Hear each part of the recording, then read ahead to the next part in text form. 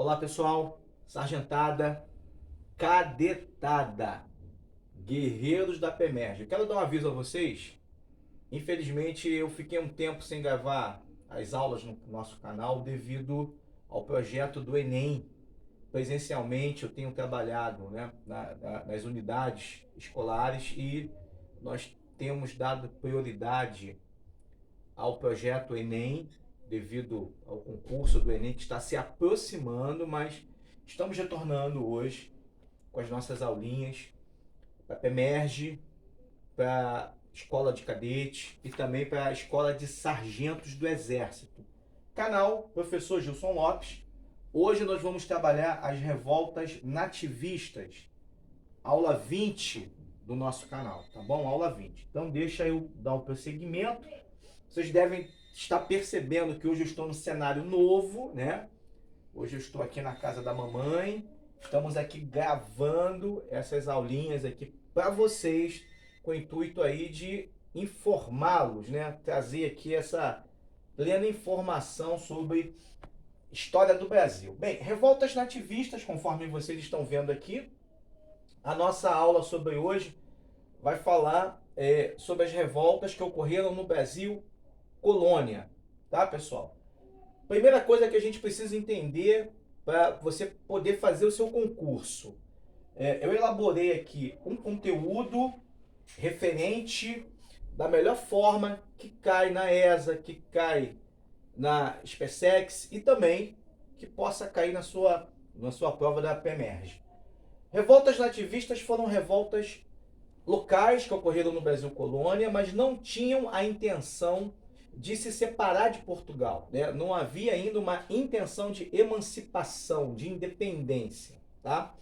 Então nós temos as principais revoltas que ocorreram na região de São Luís, na região de Pernambuco, uma guerra entre a cidade de Olinda e a cidade de Recife, e duas revoltas em Minas Gerais, tá? A revolta que ocorreu em Vila Rica e também a Guerra dos Emboabas, que ocorreu ali aproximadamente na região de Mariana, que também está imbuído dentro das Minas Gerais. Então nós temos aqui a revolta de Beckman, a Guerra dos Emboabas, a revolta Felipe dos Santos e também a Guerra dos Mascates, que nós iremos apontar, verificar e citar cada uma delas para vocês. Bem, agora nós vamos trabalhar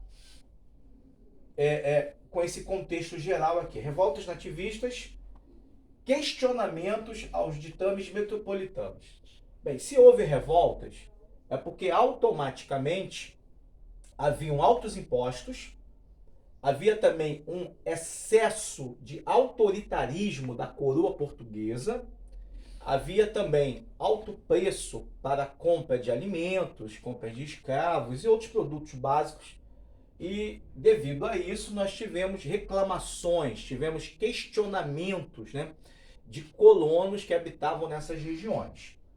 É importante citar também que a partir de 1640, conforme está aqui no nosso slide, nós temos o fim da União Ibérica. Então Portugal ele fica independente da Espanha, né? Então fim do domínio espanhol. Então todo esse território, toda a extensão do Brasil colonial, percebam o tamanho do Brasil, como que o Brasil aumenta, né, após o fim da União Ibérica. Então todo esse território agora passa a ser de Portugal e a partir disso nós temos uma crise no sistema colonial. Então percebam, com o fim da União Ibérica, Portugal, apesar de ter um ganho em expansão territorial do Brasil colônia, Portugal passa por um momento de crise, um momento de dificuldade financeira. A economia portuguesa se encontrava em péssima situação. Lembrando que, com o final da União Ibérica, com o fim do domínio espanhol, a Holanda acaba levando as técnicas de plantio de cana-de-açúcar para as suas colônias, que ficavam na América Central, que ficavam nas Antilhas. Então, automaticamente, o mercado açucareiro deixa de ser de suma importância para Portugal. Passa a ser, então, algo secundário, tá? Algo de segundo plano. Então, atenção, por favor, para esse último tópicozinho aqui que eu coloquei no slide, né? Recuperaram as possessões africanas, ou seja, Portugal recupera essas possessões, Angola e Guiné. O Nordeste brasileiro, mais tarde, né? O Nordeste brasileiro, essa região aqui que pertencia, no caso a Holanda, será dominado por Portugal. Portugal irá expulsar os holandeses, apesar dos holandeses levarem as técnicas de plantio de cana-de-açúcar para a América Central, mas Portugal recupera essa região. E conforme eu coloquei aqui, ó, mas perdeu o controle do comércio oriental e ainda ganhou a concorrência com a Holanda. Essa concorrência, ela é açucareira e o mercado açucareiro, então, passa a ficar nas mãos da Holanda. Então, esse é um ditame, é um fator que vai proporcionar, gerar a crise econômica portuguesa. Vamos, então, passar aqui para o próximo slide. Vamos, então, falar das revoltas. Revolta de Beckman ocorre de 1684 até 1685. Foi uma revolta que ocorreu na região norte do Brasil, né? Na região nordeste do Brasil, na região do Maranhão. Aí nós temos ali como estabelecimento dessa revolta, né? dessa guerra nativista, desse momento de conflito interno, nós temos alguns problemas como crise de abastecimento de escravos, né? Essa região do Nordeste do Brasil colônia não estava recebendo escravos da maneira que deveriam receber. Automaticamente, essa companhia que eu coloquei aqui, ó, Companhia de Comércio do Maranhão, que tinha um controle comercial na região, vendia produtos básicos a um preço muito elevado.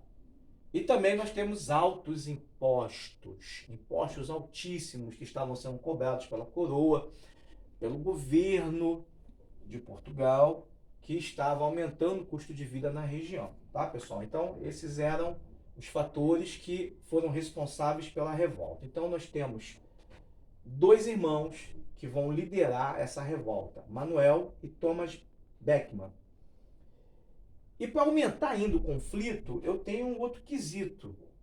Os jesuítas que habitavam na região, lembrando que jesuítas são padres católicos, responsáveis ali pela catequização de nativos, de índios, eles não eram a favor da escravidão indígena. Então, automaticamente, havia um embate entre os colonos, os fazendeiros e também, né, os jesuítas. Isso aí vai proporcionar uma revolta interna, tendo a liderança desses irmãos.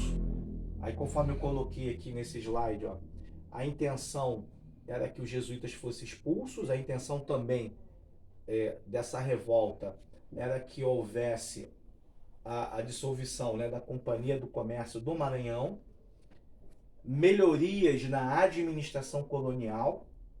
Thomas Beckman, inclusive, vai em Portugal, e lá em Portugal ele é preso, tá? E o governo português, a coroa portuguesa, envia tropas militares para o Nordeste, para o Maranhão, na intenção de reprimir violentamente esse movimento local.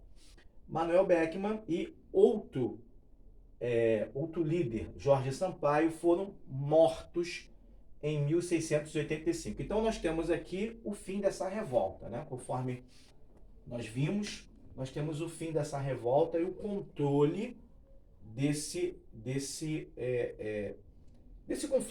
conflito local. Deixa eu então passar aqui para o próximo slide. Guerra dos Emboabas. A Guerra dos Emboabas ocorreu na região das Minas Gerais, região aurífera. O nome Emboaba significa forasteiro em Tupi-Guarani. Na medida que os bandeirantes eles passaram a avançar para o sertão brasileiro, eles passaram a descobrir minas de ouro. E na medida que descobriram minas de ouro, os bandeirantes não queriam dividir o ouro, né? Então eles simplesmente não aceitavam o fato de que houvesse alguém de fora, principalmente alguém vindo de Portugal, alguém vindo de uma outra colônia portuguesa para a região aurífera, para poder explorar o ouro. Então esse foi o motivo do embate, do conflito. E por isso que nós temos esse nome, Guerra dos Emboabas. Porque foi justamente guerra entre os bandeirantes de São Paulo, que estavam em Minas Gerais, controlando o ouro, com os forasteiros, né? Os que vinham de fora, os que vinham de outras regiões para adentrar Minas Gerais. Os motivos do conflito estão aqui no nosso slide. Ó. Bandeirantes paulistas encontraram ouro em Minas Gerais. Segundo o subtópico, os bandeirantes desejavam explorar o ouro. Explorar o ouro aqui seria explorar o ouro sozinhos, sem a concorrência de forasteiros, né? Esses forasteiros aqui nós podemos classificar como estrangeiros, né? Migram para Minas Gerais. Aí nós temos portugueses da metrópole, nós temos portugueses das Ilhas Atlânticas, colonos de outras regiões do Nordeste brasileiro indo para as Minas e um conflito armado entre emboabas e bandeirantes. Muito bem, esse conflito termina com a vitória dos forasteiros, né? E prontamente os bandeirantes, inclusive, eles são obrigados a mais tarde saírem da região e eles migram para a região centro-oeste do Brasil, descobrindo ouro em Goiás e Mato Grosso. Bem, vamos então para o próximo slide. Vamos lá, Guerra dos Mascates. Essa guerra ocorreu na região Nordeste, conforme vocês estão localizando aqui o mapa. Estou aqui passando, né? Localizando para vocês o mapa. A Guerra dos Mascates foi um conflito entre a cidade de Olinda e a cidade de Recife. Galera, sargentada, cadetada, futuros guerreiros, pensa comigo aqui rapidinho. Século XVI até o início do século XVII. Quem é que tinha um domínio econômico no Brasil colônia? Se você falou os fazendeiros que produziam cana-de-açúcar, você acertou. Eram eles. Né? O setor da cana-de-açúcar era bem produtivo, rico, e automaticamente era o que sustentava a economia colonial. Nesse momento, no século XVIII, os fazendeiros que produziam cana-de-açúcar já não estavam mais no topo da economia colonial. Por quê? Nós já vimos ainda há pouco, vimos em aulas anteriores também, que a Holanda havia invadido o Nordeste e a Holanda também havia pego as técnicas de plantio de cana-de-açúcar e levado para a América Central. Então o mercado açucareiro está nas mãos da Holanda. É o número 1 agora no mercado mundial. E como é que fica então os fazendeiros que produziam cana-de-açúcar? Eles ficam, com o passar do tempo, sem importância política, eles ficam menos poderosos, né? Alguns entram em falência, decadência, porém havia uma tradição. Quando eu digo tradição, significa que os cargos públicos eram ocupados por eles. E quando chega no século XVIII, a coroa portuguesa começa a dar prioridades para os comerciantes. Os comerciantes da cidade de Recife, que estavam prosperando, que estavam crescendo, que estavam, inclusive, sendo o futuro, né? O auge econômico era o comércio, não mais a cana-de-açúcar. E esse fator dos comerciantes que habitavam na cidade de Recife, ou na região de Recife, melhor dizendo, na vila, justamente aonde os comerciantes estavam, né? Diferente de Olinda, que eram os fazendeiros. Essa região, tendo esses comerciantes ocupando os cargos públicos, vai proporcionar o quê? Conflito, guerra, embates entre fazendeiros e automaticamente entre esses comerciantes. Essa guerra vai ocorrer no ano de 1710. Tá aqui, ó, rivalidade. Senhores de engenho de Olinda contra comerciantes de Recife. Olinda era considerado vila, ou seja, cidade, né? Recife era considerado povoado. Então, a vila, ela tinha uma importância maior do que o povoado. a vila ela tinha um significado maior do que o povoado, tá? Então, automaticamente, pelo fato da vila ter uma importância maior do que o povoado, os cargos públicos dentro de Pernambuco, ocupados em Pernambuco, saíam de Olinda. E, conforme disse ainda há pouco, no início do século XVIII, isso começa a mudar. Lentamente, isso começa a mudar. Esses cargos públicos passam a ser ocupados por pessoas de Recife. E isso vai proporcionar aqui esse conflito, esse embate, né? Qual é a solução desse conflito? A coroa portuguesa vai elevar Recife à condição de vila, né? E automaticamente vai haver uma interferência da coroa nesse conflito. Esse conflito ele vai terminar, ele vai acabar. E a coroa vai justamente colocar um ponto final e os senhores de engenho de Olinda vão perder esse status e essa condição. Vamos então para o próximo slide. Revolta Filipe dos Santos, a nossa última revolta, ocorreu em 1720, na região de Vila Rica, região das Minas Gerais. O líder era Filipe dos Santos, por isso o nome da revolta. Essa revolta também pode ser chamada de Revolta de Vila Rica, por conta de ter ocorrido nessa cidade. O objetivo da revolta: os mineradores protestavam contra, primeiro, altos impostos. Segundo, a proibição da circulação do ouro em pó.